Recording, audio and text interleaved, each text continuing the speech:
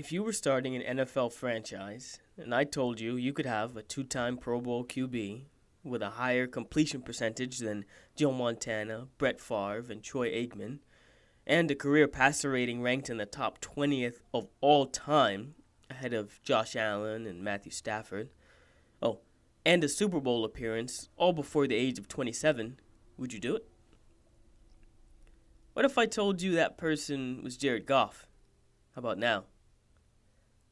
Goff may be one of the most polarizing QBs of our era. Despite having the 8th highest QBR in the league, he was ranked the 21st best by NFL.com writers and the 22nd best by CBS Sports. So why is it that Jared Goff always seems so underwhelming?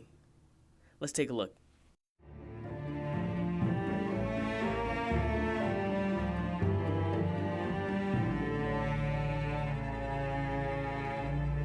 To really understand Jared Goff, we need some context. Let's go back. Okay, not that far back. There. Right there. Good. Goff dominated California high school football.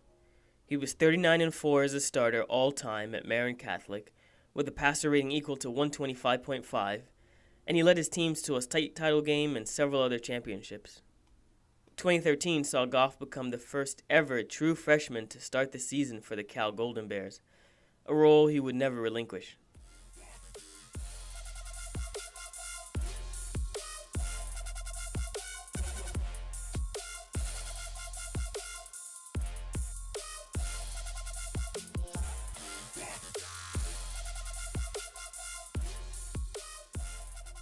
Goff set 26 records at Cal, many of which still stand.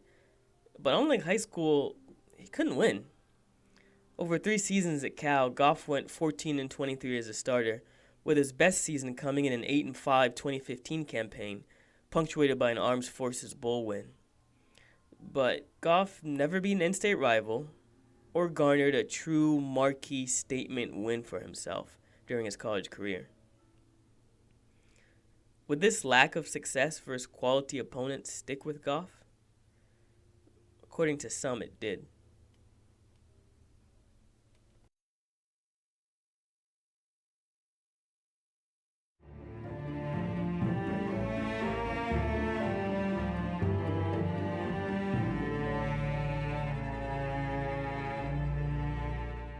With the first pick in the 2016 NFL Draft, the Los Angeles Rams select Jared Goff, quarterback, California.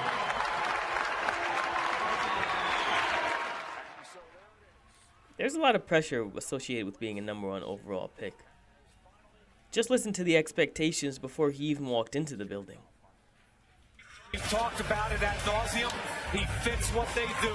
They believe in him because he can play day one. And again, as a number 1 overall pick, he would always be associated with and compared to, maybe unfairly, other first overall picks like Peyton Manning, John Elway, and Andrew Luck. Even before taking one NFL snap, he was already being labeled a bust by some media outlets.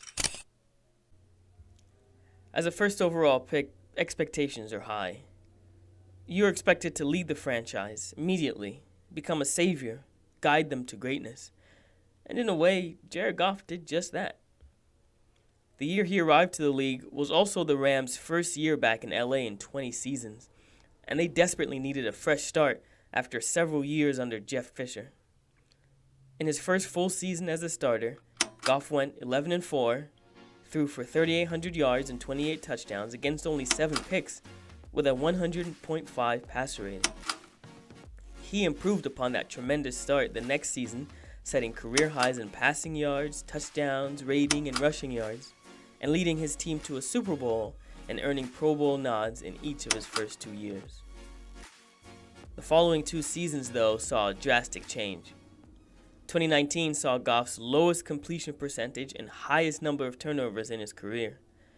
The 2020 campaign was more of the same. What can't be overlooked, though, is the departure of QB coach Zach Taylor in 2019. The closeness between the two is especially noted by the Cincinnati Enquirer. In an interview, just look at what Jared Goff said. He attributed much of his success to Zach Taylor. The departure of his mentor clearly affected Goff's play.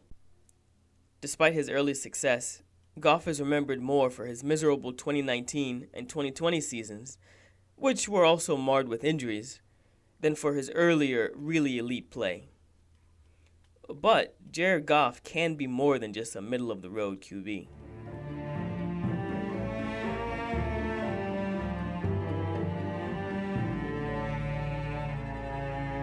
Blockbuster trade that came out of nowhere after 10 p.m. Eastern, the trade that sends Lions quarterback Matthew Stafford to the Rams for quarterback Jared Goff, a first-round pick in 2022, a first-round pick in 2023, and a third-round pick in 2021. I was blown away by it.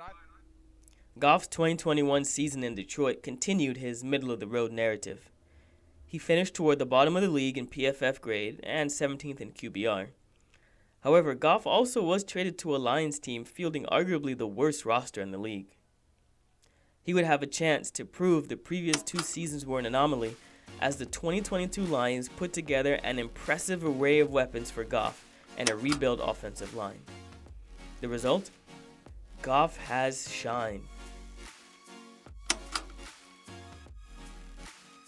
Through 4 games, he ranks 1st in touchdown passes, 3rd in passing yards, 8th in QBR, all while captaining a Lions squad currently 1st in the league in points scored. Can Jared Goff win? That remains to be seen. But really, Goff has never been that. He failed to win the state title in high school despite dominating the competition. He set heaps of records at Cal, yet never got his teams over the hump. Jared Goff is who he has always been, a good quarterback and a solid leader, but not elite. While much of his success in LA can be contributed to Sean McVay, Goff's career seasons there can't be overlooked. Goff helped put LA on the map, leading them to their first Super Bowl appearance in 17 years. He may never be mentioned along with the likes of Elway, Manning, and Aikman, but that's okay. You don't need to be elite to be good. And maybe, just maybe, Goff's brand of good is good enough. Thanks for watching. If you made it this far, give us a like, and if we've earned it, how about a sub? Let me know in the comments below. Do you think Jared Goff is good? Can he ever ascend to elite? Thanks for watching. See you next week.